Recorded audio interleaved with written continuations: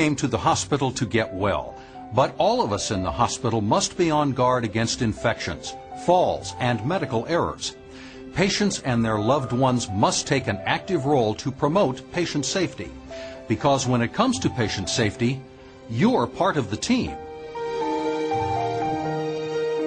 At Texas Health, we say clean hands are healing hands. The single most important thing you can do to prevent infections is maintain clean hands. Everyone around you must practice proper hand hygiene. Healthcare providers are required to wash their hands with soap and water or use an alcohol-based sanitizer. Both before and after they touch you, you may also be asked to practice extra precautions.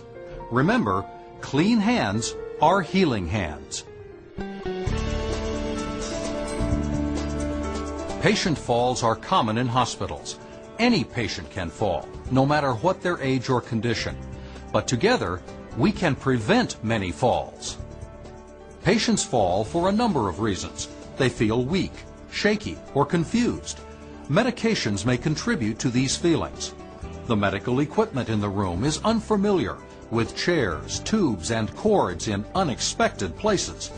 And you may be making frequent trips to the bathroom.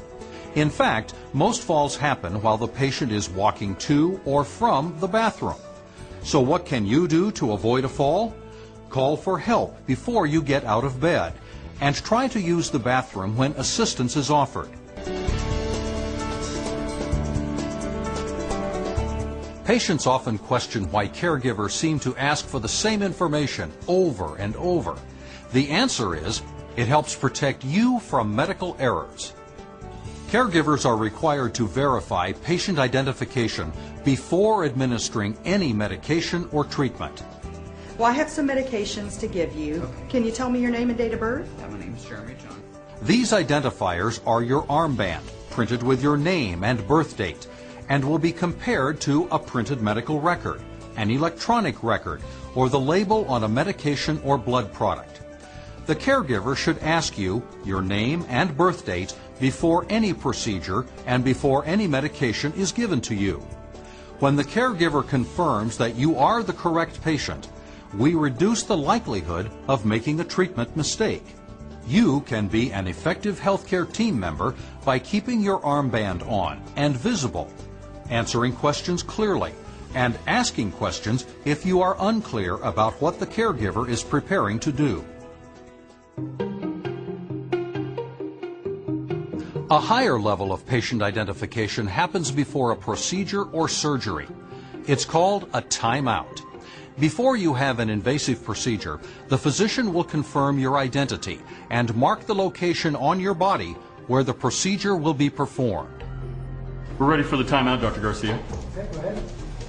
All right, ladies and gentlemen, we're going to pause for a timeout. A member of the clinical team calls for a timeout. The clinician checks your ID, then reads out the procedure which is about to be performed and the location on your body.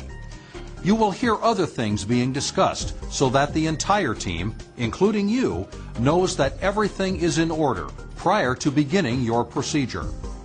All of the other team members must confirm that is the correct information.